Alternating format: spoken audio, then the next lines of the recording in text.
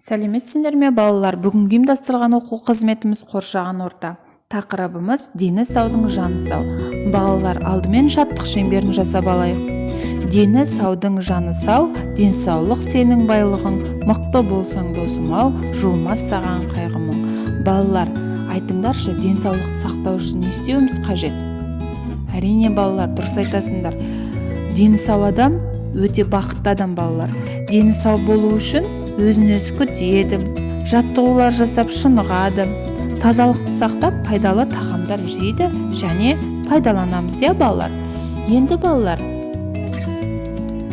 сендерге екі сурет берілген. Қарайықшы балалар, екі суретте қандай балалар берілген?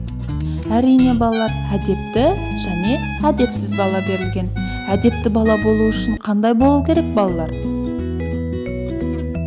Дұрыс айтасыңдар балалар, ұқыпты, таза болу керек, Енді балалар, сендерге үйге тапсырма.